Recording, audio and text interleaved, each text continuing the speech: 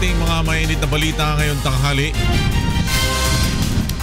Japanese Prime Minister Shinzo Abe darating sa bansa ngayong araw para sa 2 araw na official visit. Seguridad para sa pagbisita ni Abe sa hometown ni Pangulong Duterte inihahanda na. Ilang Indian nationals nais makipagdialogo kay Pangulong Duterte kasunod ng pagpapatigil sa pautang na 5-6 sa bansa. Microfinancing scheme na pamalit sa 5-6 ilulunsad ng Department of Trade and Industry. Isa sa mga suspect sa pagpatay sa 8 mangingisda sa Zamboanga City nahuli na.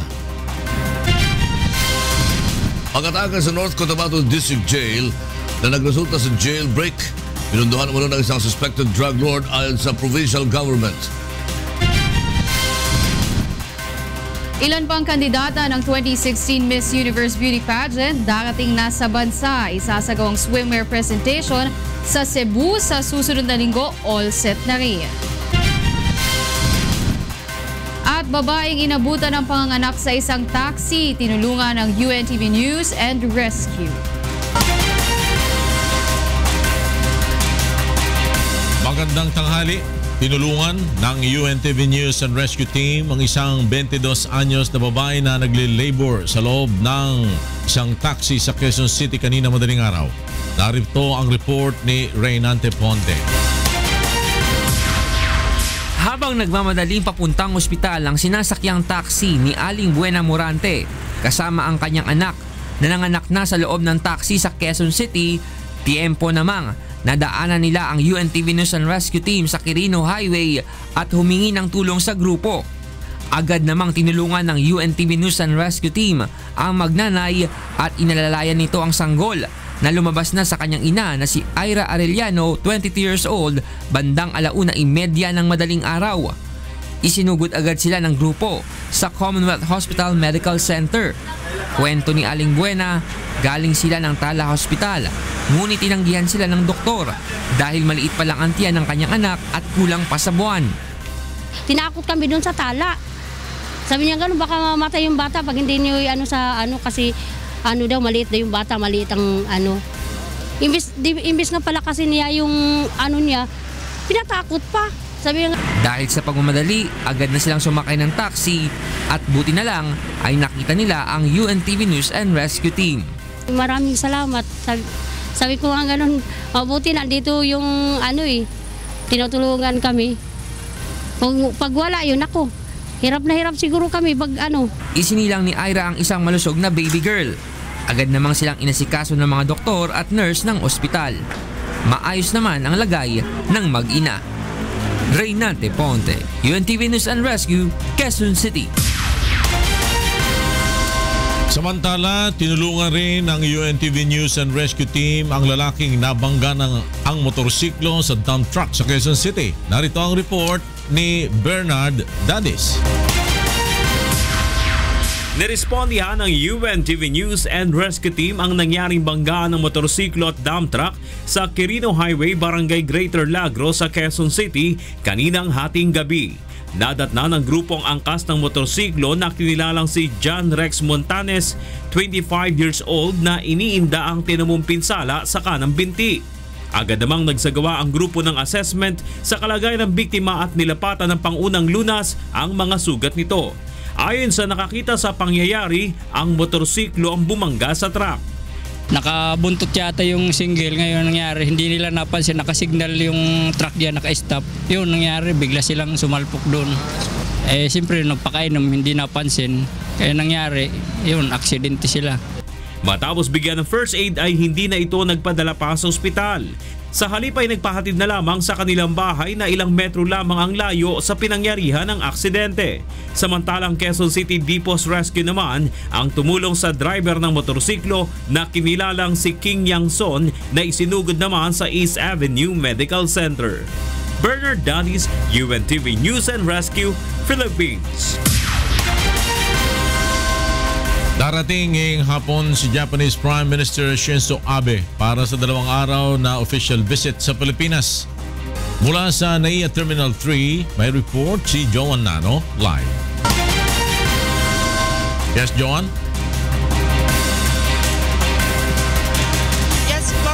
mga bandang 3:00 ng hapon ay inaasahan natin na darating na dito sa bansa si Japanese Prime Minister Shinzo Abe para sa kanyang 2-day official visit dito sa Pilipinas. Sa mga oras nga na ito, Floor, ay nakaantabay na dito sa lobby ng NAIA Terminal 3 ang mga miyembro ng media na magko-cover nga para sa pagdating ng Head of Government ng Japan. Isang holding area ang inilaan para sa mga media at mamaya nga ay inaasahan na darating ang isang shuttle service na maghahatid naman sa amin patungo dyan sa may Balagbag Ramp kung saan nga nakatakdang lumapag ang eroplanong sinasakyan ng Prime Minister ng Japan. Sa ngayon ay ipinatutupad na rin ang mahigpit na seguridad dito sa paligid ng NAIA Terminal 3. Nakaposisyon na dito yung mga airport security personnel, gayon din ang mga tauhan ng Philippine National Police. Inaasahan ngang kasama sa pagbisita sa bansa ni Prime Minister Abe ang kanyang asawa na si Madam Aki Abe at ilan pang Japanese businessman.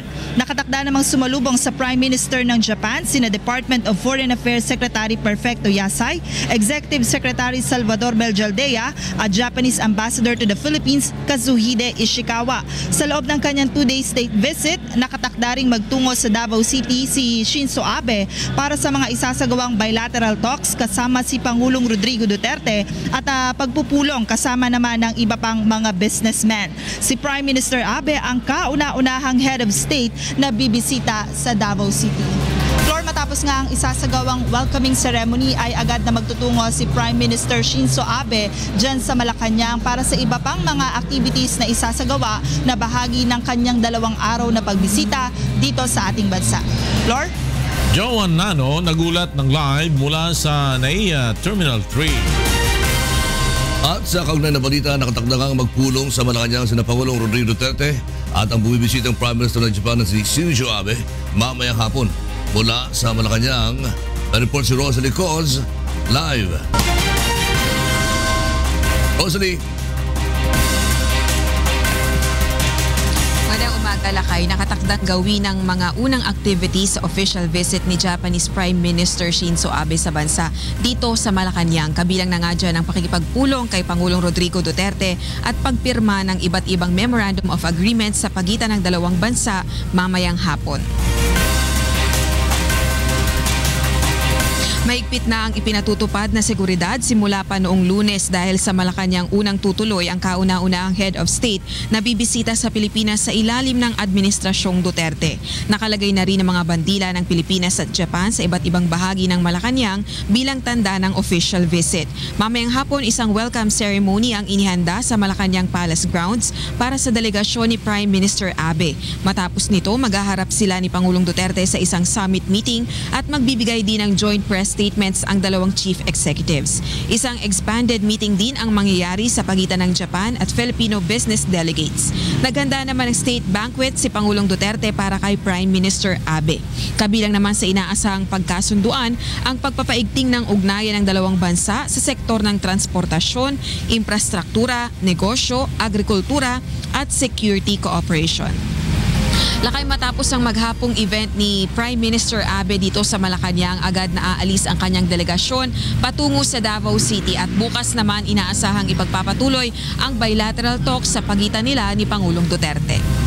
Yan muna ang latest live mula rito sa Malacanang. Balik sa iyo, Lakay. Maraming salamat, Rosalie Coz. Nag-uulat mula sa Malacanang. At handa na rin ang Davao City sa gagawing pagdalaw doon ni Japanese Prime Minister Shinzo Abe bukas. Narito ang report ni Victor Cosare. Nakakabit na sa mga pangunahing lansangan sa Davao City ang bandera ng bansang Japan para sa inaasahang pagbisita dito ni Prime Minister Shinzo Abe sa Biyernes. Nakalatag na rin ang seguridad sa kanyang unang pagdalaw sa syudad. Dahil isang head of state ang panauhin ng bansa, ang Presidential Security Group ang mangunguna sa pagbibigay seguridad sa kanya. Yung tasking po ng Davao City Police Office is for general area security, the route security, and yung mga stations natin na concerned will be alerted and if in case na meron mangyari. Isa sa inaasahang pupuntahan ni Prime Minister Abe ang Mintal Elementary School, kaya todo na ang pag-aayos sa buong paaralan. Nakatayo sa paaralan ang isang monumento bilang pag-alala sa negosyanteng si Ota Kyozaburo na nagtayo ng Ota Development Company na siyang nagpatakbo ng unang taniman ng abaka ng mga Hapon sa Pilipinas at tumulong din na mapalago ang negosyo ng Japan sa Davao. Marami siyang naitulong sa Japan yung economic doon. Itong mga backup, pinadala man niya sa Japan. Kaya tinawag siya nga itong ang purpose nito para sa kanya. Overwhelming po talaga sa part namin. It is because sa kadami ng places dito sa Philippines, we are chosen as we are included in the itinerary of the Prime Minister. Inaasahang bibisitahin din ng pinuno ng Japan ang sementeryo sa Barangay Mintal kung saan nakalibing ang maraming Hapon na namatay bago at noong panahon ng digmaan.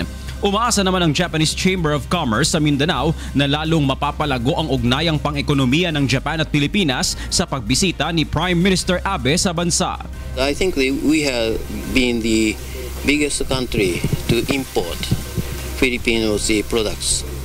Still continue, I think, in future also. Especially from Mindanao. Victor Cosare, UNTV News and Rescue, Davao City. Hindi natuloy ang pagsisimula ng plunder trial ni dating Senador Ramon Bong Revilla Jr. dahil sa kahilingan ng prosekusyon. Mula sa Quezon City, may report si Mon Ocson live. Bon!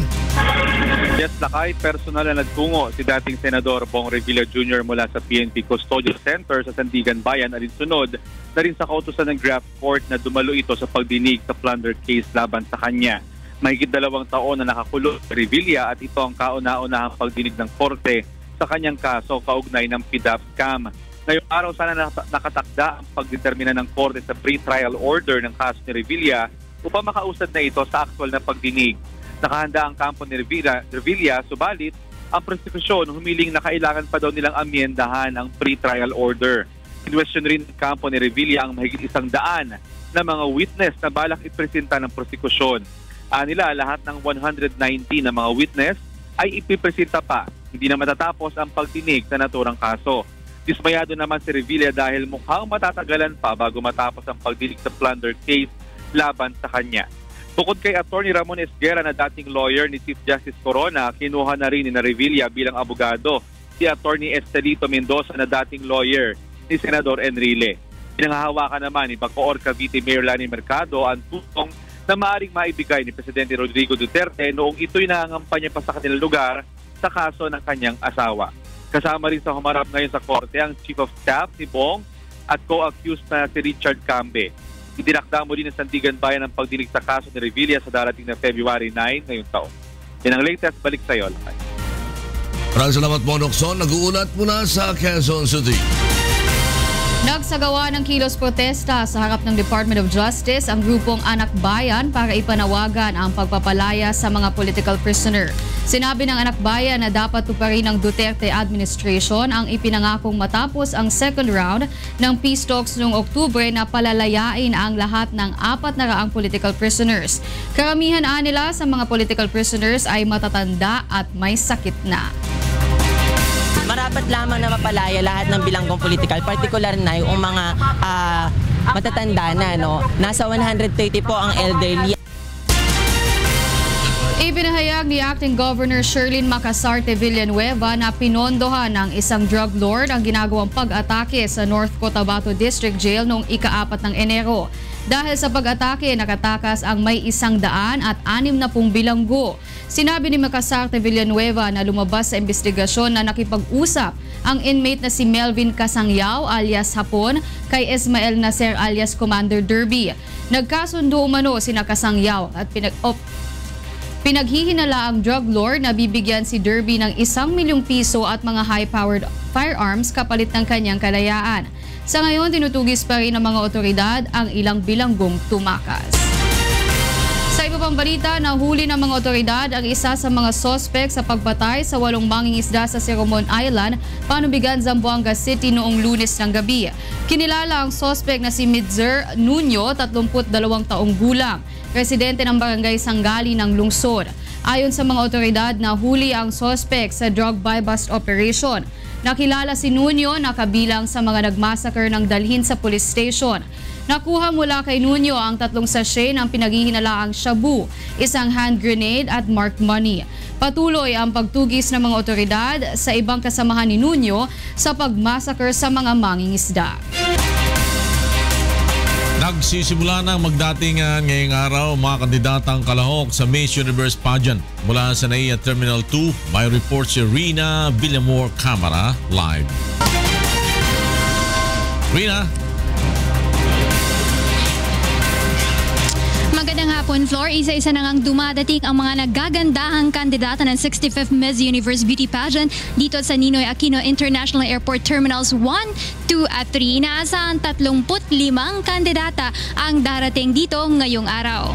Kaninang madaling araw nga ay dumating na sina Miss Nicaragua Marina Jacobi at Miss Costa Rica Caroline Rodriguez. Pasado alas 10 ng umaga naman si Miss USA Deshona Barber, Miss British Virgin Island Erica Crack at Miss Canada Shera Burchell. Naabutan ng ating team na dumating dito ang 27 years old na si Miss USA Deshona Barber na isang lieutenant sa US Army Reserve. Sa taas na 5'9", isa si Deshona sa mga top bets ng 2016 Miss Universe pageant.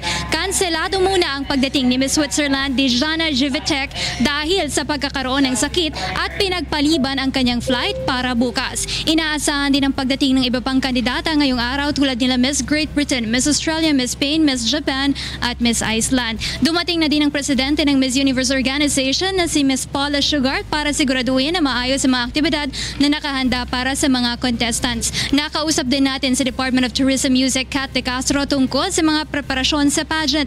Hindi na magkakaroon ng national costume event sa preliminary round dahil na rin sa issue sa budget. Ayon kay Yusek, pag-uusapan nila ni Paula Sugart kung sino magiging judges sa kompetisyon, pati na rin ang mga performers at kung sino pa ang idadagdag na host para sa nasabing kompetisyon.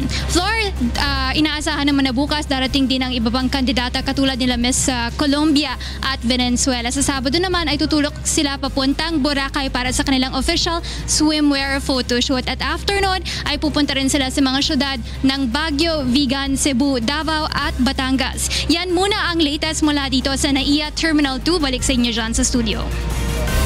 Rina, ilan ba ang nakatakdang dumating na kandidata ngayong araw? 35 na candidates ang inaasahang dumating ngayong araw. Pero nabawasan nga ito ng isa dahil si Miss Switzerland nga ay nagkasakit kaya hindi muna siya tutungo ngayong araw na ito. Pero bukas ang kanyang flight. So 34 na muna na candidates ang darating today. Okay, maraming salamat sa iyo, Rina Villamor Camara. Nagbabantay po doon sa NAIA Terminal 2.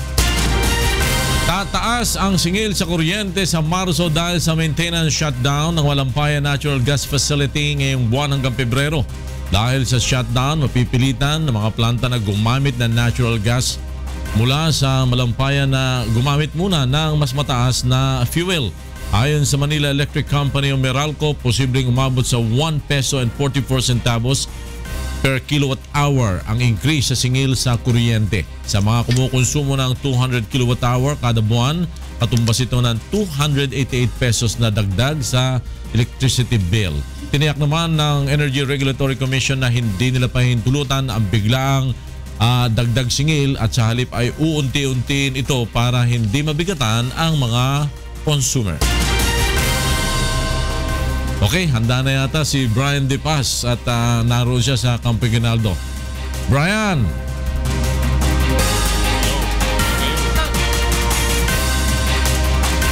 Flor, magandang tanghali. Alas 9 ng umaga nang magsimula itong full council meeting ng NDRRMC na binubuo nga nitong iba't ibang ahensya ng pamahalaan. Ito ang unang meeting ng konseho ngayong taon na binubuo ng iba't ibang kagawaran mula sa gobyerno. Pinangunahan ni Defense Secretary Delfin Lorenzana ang pagpupulong. Kasama sa meeting si NDRRMC Executive Director at Civil Defense Administrator Yusek Ricardo Halad, Vice Chairperson for Disaster Prevention and Mitigation and DOST Secretary Fortunato de la Peña at Vice Chairperson for Disaster Rehabilitation and Recovery at NEDA Director General Ernesto Pernia. Pinangunahan ng Pag-asa ang pagtalakay sa update sa weather at climate outlook.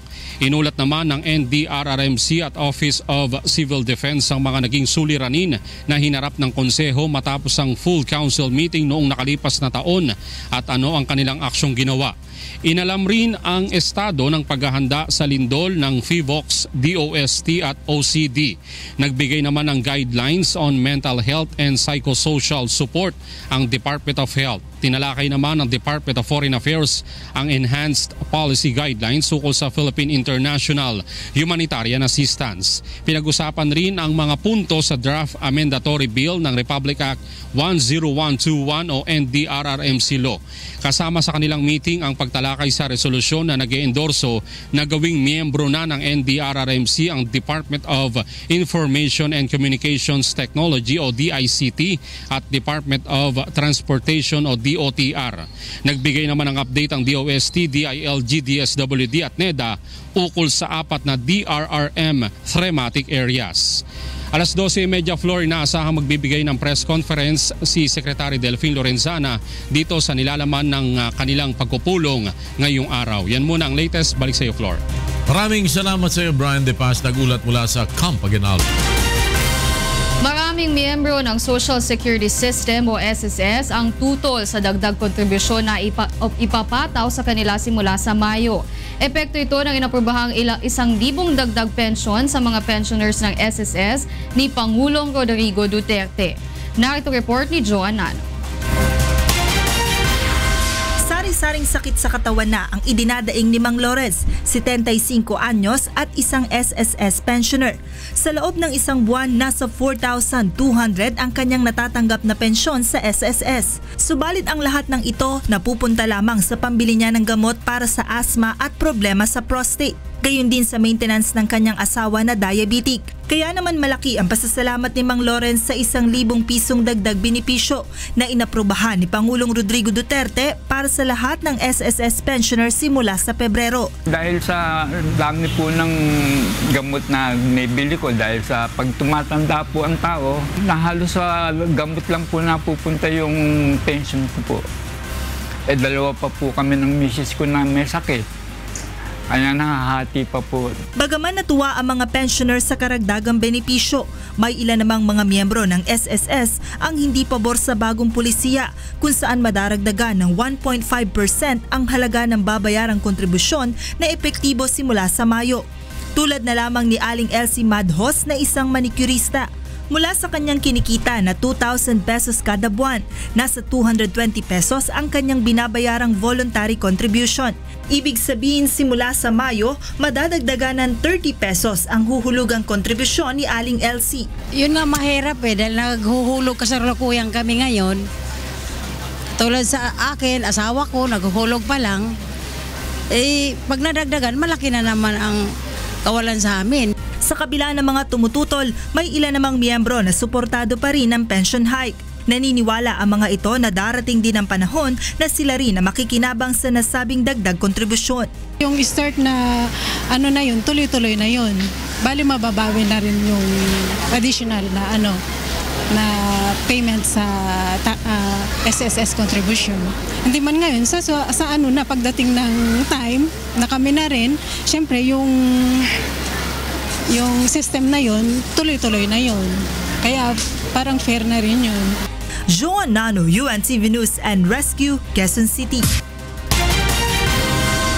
Samantala sa kaugnay na balita, tinutulan ng mga marginalized group ang pagtataas ng premium rate ng Social Security System o SSS. At mula sa Quezon City, may report si Nel Maribohok live. Magandang tanghali sa iyo, Nel. Waila, illegal ang plano ng Social Security System o SSS na 1.5% adjustment dito sa sinisingil na premium rate. Ito ang pahayag ng mga mambabatas ng Party List Coalition Foundation ngayong umaga. Ayon kay Puwersa ng Bayaning Atleta o PBA Party List Representative Mark Sambar, suportado nila ang ginawang pagtataas sa pensyon ng 1,000 piso bilang bahagi ng 2,000 pesos na kabuuang proposal para sa increase. Ngunit hindi makatwiran anya na dahil sa pension hike ay itaas rin ang kinukuhang koleksyon ng SSS. Sinabi naman ng Arts, Business and Science Professionals Party List Representative Eugene De Vera, masyadong pabigat na sa mga employers ang dagdag na premium rate na itinuturing nilang illegal na pagtataas. Ito rin ang pananaw ng One Education Party List Representative at Assistant House Majority Leader Bong Belaro. Ayon kay Congressman Belaro, dapat siyasapin ng Oversight Committee ng Lower House ang mga nagiging investment ng SSS. Isusulong anya nila na ito ay maimbestigahan ng mababang kapulungan ng Kongreso. Waila? Maraming salamat sa iyo, Nel Magbuhok, mula sa Quezon City. Samantala, ipinahayag ng mga eksperto na may positibo at negatibong epekto sa ekonomiya ng bansa sa inupubahang increase sa pensyon ng mga pensyonado ng SSS. Naritong report ni Monokson. Dalawa ang magiging epekto sa ekonomiya ng bansa ng ipatutupad na pension hike ng Social Security System. Ayon sa ilang ekonomista, sa mahigit 2 milyong retiree na makikinabang sa dagdag pensyon, may mabuti itong dulot sa economic growth. Dahil sa dagdag na 1,000 pisong pensyon, malaking tulong ito upang madagdagan ang panggastos ng mga pensyonado. At kapag lumalakas ang purchasing power o kakayahang makabili ng publiko, positibo ang epekto nito sa ekonomiya ng bansa. Isa sa mga konsepto ng ekonomiya ay ang tinatawag na circular flow of income. Kapag gumastos ang mga tao, nangangahulugan ito ng dagdag na production na magdudulot naman ng dagdag na employment o trabaho. Ang dagdag trabaho ay dagdag na income o kita sa mga empleyado at babalik muli sa spending o paggastos. Ganito umiikot ang pera sa bansa. Kung may kukonsidera umano na government spending multiplier ang ipinatupad na dagdag pensyon sa mga retiree at gagastosin naman ito for private use, may tuturing ito na economic growth. If and when gagastosin ng ating mga retirees yan for private spending, and then that will actually catalyze economic growth. Bibili sila ng kanilang mga pagkain, damit, iikot yung pera. Masama naman ang magiging epekto ng dagdag na SSS pension kung makangahulugan ito ng kabawasan sa pondo ng pamahalaan. Para naman sa ilang employer, hindi sila tutol na magdagdag sa kontribusyon sa SSS kung maganda rin ang takbo ng ekonomiya. Pwede naman po kami magbigay. Kaya nga lang, sa sitwasyon po namin, sa economy natin ngayon, taas ng taas lahat ng halos mga tax tumataas, yung mga bilihin. So, paano ka makakapagdagdag? Ayon sa mga ekonomista, ang isang pinakamagandang aksyon upang mabalanse ang epekto ng dagdag na SSS pension sa ekonomiya ng Pilipinas ay masiguro na makolekta at maitaas ang kontribusyon ng mga SSS members. Mon Hokson, UNTV News and Rescue, Quezon City. Sa iba pang mga balita, humihiling ngayon ng dialogo kay Pangulong Rodrigo Duterte ang ilang Indian nationals. Lalong kilala sa tawag ng mga Bombay. Kaugnay ng utos ito na ipa-deport ang mga nagnenegosyo ng 5-6 sa bansa. Narito ang report ni Leslie Longbowen. Ilang Indian nationals ang umapela sa pamahalaan kasunod ng utos ni Pangulong Rodrigo Duterte na hulihin at ipa-deport ang mga nagnenegosyo ng 5-6 money lending scheme. Ayon sa isang Indian na nagpakilalang rancho, hindi sila nanggigipit sa mga umuutang sa kanila taliwas sa persepsyon ng ibang tao. Halos lahat ng Indian, papautang sila 1 buwan kalahati, 2 buwan hanggang 3 buwan. 20%. Tapos halimbawa walang hulog, sabihin bukas na, sa sunod na araw na lang, wala magawang Bombay. Sinabi ni Rancho, kung itinuturing man na iligal ang kanilang pagpapautang, handa naman silang makipagdialogo kay Pangulong Duterte kung kinakailangan. Siguro naman maraming mga alternate na pwede gawin. Halimbawa, bigyan nyo ng license. Hindi lahat ng Bombay dito na may legal, marami Bombay na illegal dito. Meron mga walang mga papel. Kaya hindi yung dapat damay lahat. Samantala, kahit mas mataas ang tubo, mas pinipili ng marami nating mga kababayan ang umutang sa mga Indian dahil wala na itong mahabang proseso ng pagpapautang o anumang collateral gaya ng ibang loan company o mga bangko. Gaya na lamang ng ilang tindera sa palengke ng Malabon. Ayon kay Mang Victor, sa 300 piso na kanyang kinikita sa pagtitinda, 100 piso ang kanyang itinatabi kada araw na pambayad sa kanyang inutang. Sa 2,000 piso na inutang niya, maaari niya itong bayaran ng hanggang 40 araw na may tubo na 400 piso. Eh marami rin ko titos eh. Utang ka, may di ba? Imbestigahan ka pa, kung may collateral ka, kung collateral ka pa. Maraming check. Oh, hindi may schedule pa. Hindi ka mukha ng Bombay pag sinabing kukuha ka, nay. O, sasabihin ko, oo. Sa tala ng Philippine Statistics Authority noong 2010, pang-apat ang India sa pinagmumula ng foreign citizens sa Pilipinas na may halos 9,000. Bukod pa rito ang bilang ng mga walang sapat na papeles na manirahan sa bansa. Leslie Longbowen, UNTV News and Rescue, Philippines. Paglulusan ng Department of Trade and Industry o DTI ng microfinancing program na tatawaging Pondo para sa Pagbabago at Pag-asenso o P3. Batay sa direktiba ni Pangulong Rodrigo Duterte, ang P3 ang papalit sa 5-6 Money Lending System. Sinabi ni DTI Secretary Ramon Lopez, malit lamang interest rate sa P3 na abot kaya ng mga may maliliit na mga negosyo. Layunin ng P3 na matulungan ang mga micro-entrepreneur, agribusinessmen, tindera sa palengke at mga kooperatiba.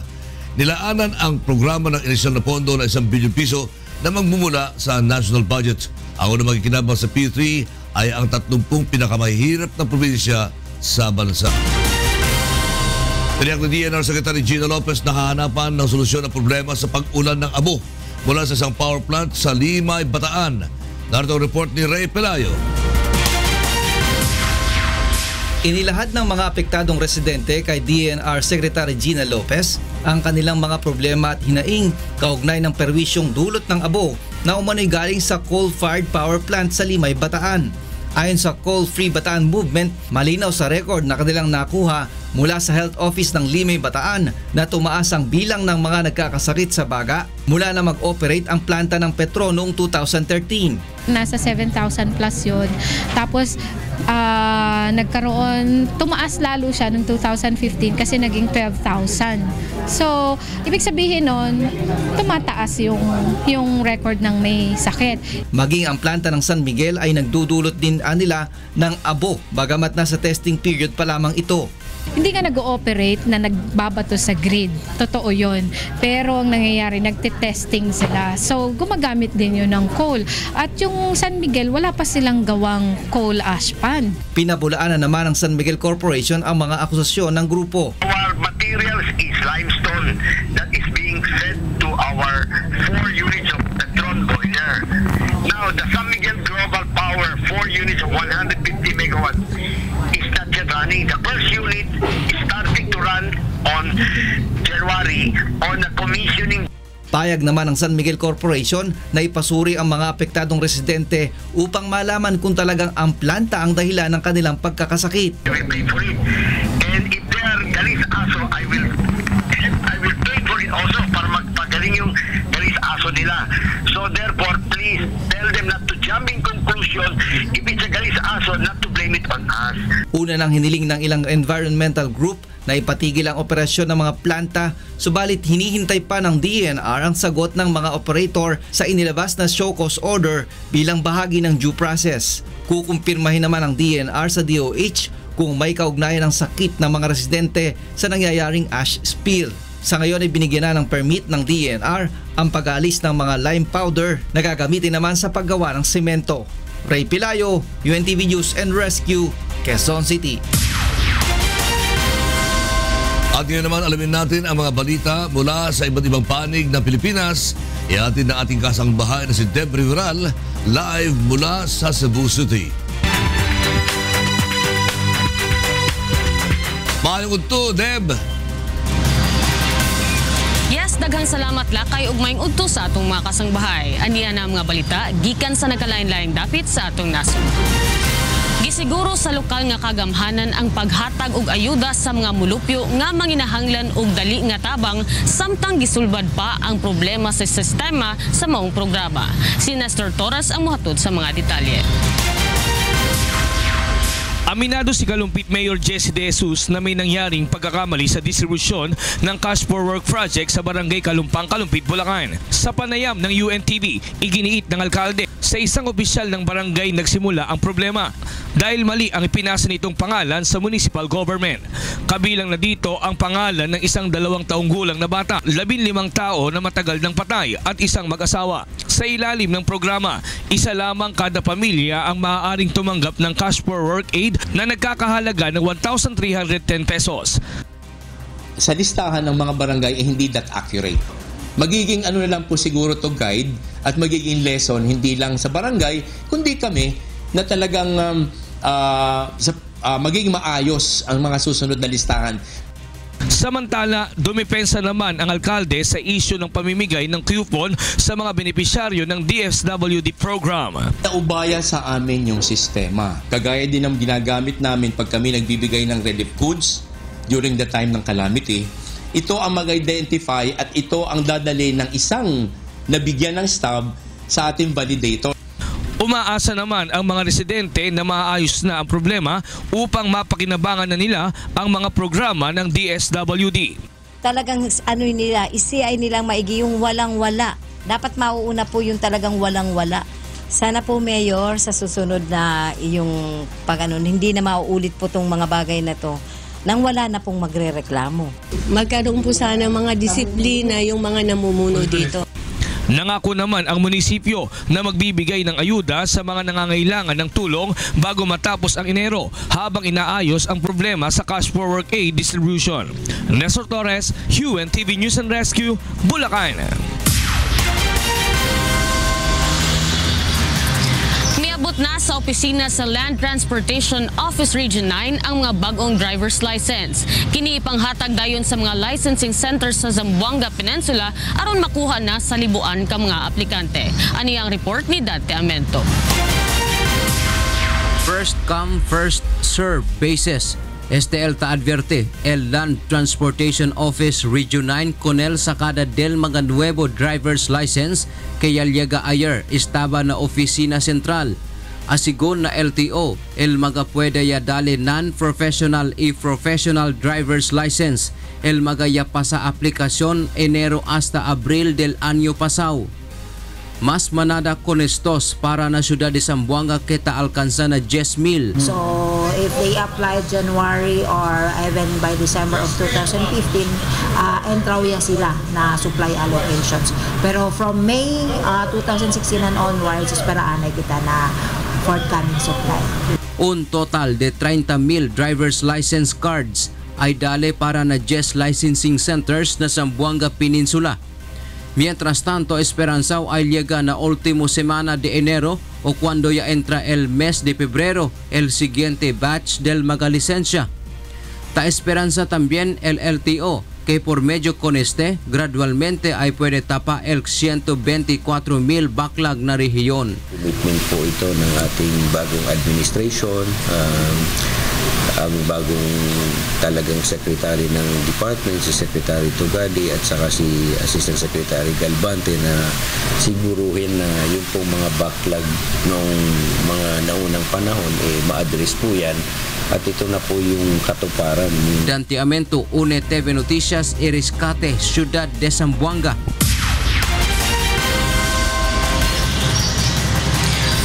Isumbong sa publiko sa hintungdan ang mga makita nga environmental crimes sa Negros Occidental pinaagi sa bag-ong gilusad nga GeoCam mobile application. Sila Lane Moreno sa maong report.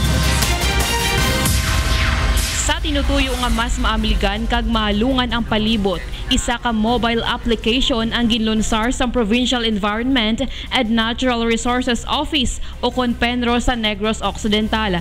Ini ang GeoCam mobile app. Ginalauman nga pamaagi sini matap na ang mga illegal logging nga aktibidad kag iban pa nga paglapas sa environmental law kaangay sang illegal nga pagpamina kag iban pa. Makuha nila sang picture. Kag in order to help us also nga mamonitor ang aton forest area, ang protected area, ma-email nila sa amon. Sa GeoCam mobile app, mahimo nga isugid sang publiko ang makitaan nga paglapas sa environmental law pamaagi sa pagkuha sang imahi. Ang makuha nga imahi mayara sang coordinates nga longitude o latitude, oras kag petsa agud may baluan sa DENR kung ang imahi yara sa protected area, timberland o titled property. Tanan nga mga imahi dapat ipasa sa email address sang Penro o i-post sa Facebook page sang Penro Negros Occidental. Pamaagi sini madali nga may baluan kag maaksyonan sa DENR ang mga illegal nga buluhaton sa lugar. We could prompt sa amon personnel sa field nga kadtuan nga area, kadtuan nga coordinates kay may violation dito. Ang GeoCam mahimo i-download sa Play Store o App Store. Lalaine Moreno, UNTV Balita Cag Rescue, Negros Occidental. Mao kana ang mga balitang atong gitutukan gawas sa kauluhan. Gikan dinhi sa Cebu City, balik din ha sa inyo lakay. Daghang salamat, Deb Riveral. Nagretiro na si dating world number 3 Nadia Petrova makalipas ang halos 1 o 2 dekadang paglalaro ng tennis. Mula noong 2014, hindi na naglaro pa si Petrova sa WTA Tour dahil sa kanyang mga injury na kinabibilangan ng torn muscle. Bahagi si Petrova ng tinatawag na Golden Generation ng Russian tennis. Kasabayan niya sina Grand Slam champions Maria Sharapova, Svetlana Kuznetsova at Anastasia Meskina, ang Olympic gold medalist na si Elena Dementieva at former world number 1 Dinara Sapina. Nag-commit si world number 1 Andy Murray ng Great Britain na maglalaro sa Aegon Championship sa Queen's Club hanggang sa katapusan ng kanyang playing career. Sinabi na ang Wimbledon warm-up tournament ang pinakamatagumpay na hunting ground ni Murray. 5 beses nang tinanghal na kampiyon si Murray sa Aegon Championships. At alamin naman natin ang mga balita sa labas ng bansa mula kay Darlene Basina.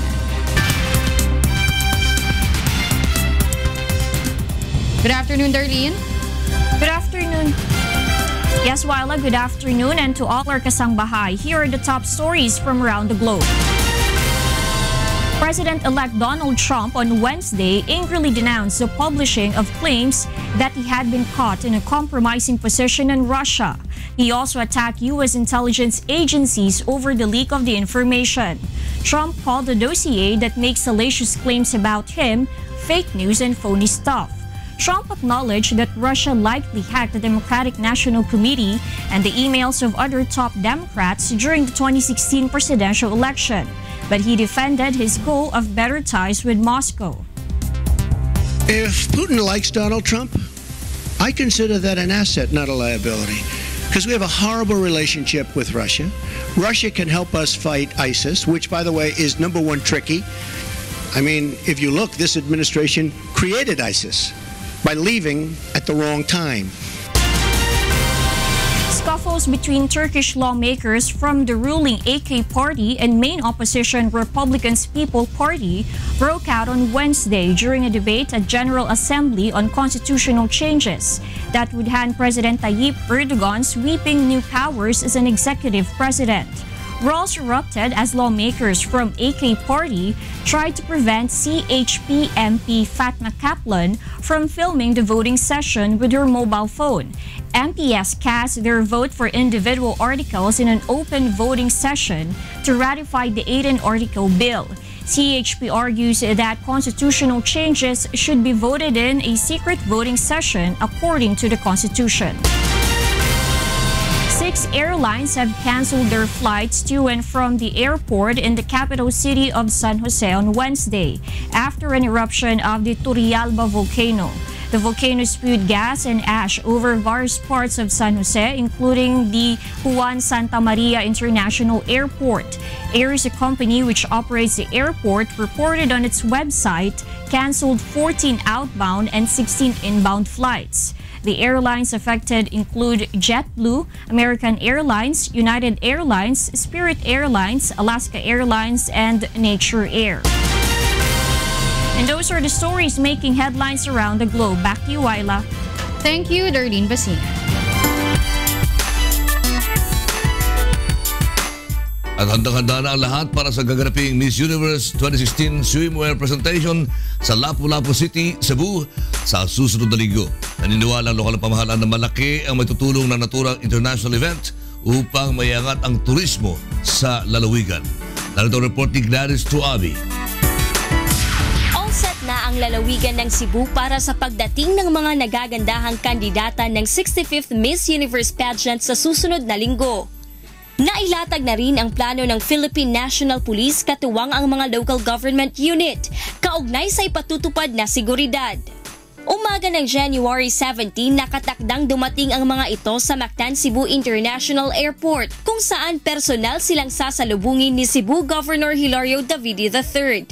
Mula sa paliparan ay didiretso na ang mga ito sa hotel. Nakahanda na rin ang venue sa Lapu-Lapu City kung saan naman isasagawa ang Miss Universe Swimwear presentation. We are telling you guys that we are 100% prepared already, and then we are very excited to start the swimsuit presentation.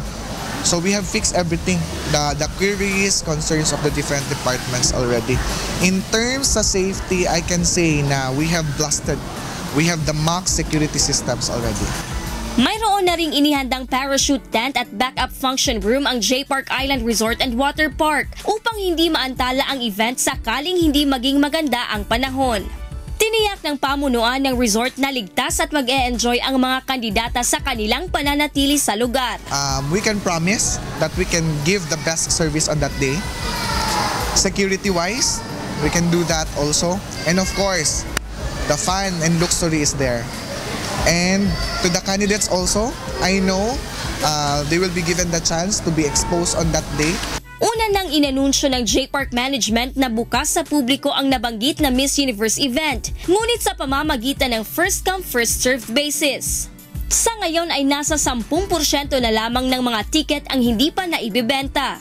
Samantala, magkakaroon naman ng live telecast sa Hoopsdome sa Lapu-Lapu City at sa Cebu City upang makapanood ng libre ang iba pa nating mga kababayan. Naniniwala ang Cebu Provincial Government na makatutulong ang 2016 Miss Universe pageant upang umangat ang turismo sa lalawigan. Ang Cebu ay kilala sa mga nagagandahang beach destinations at masasarap na delicacies. Gladys Tuwabi, UNTV News and Rescue, Cebu. At yan ang mga balitang aming tinutukan at inaksyonan. Dahil sa aming pagbabalita, una ang paggalingan sa kapwa. UNTVC News, may balita sa anumang panig ng daigdig. Magandang tanghali.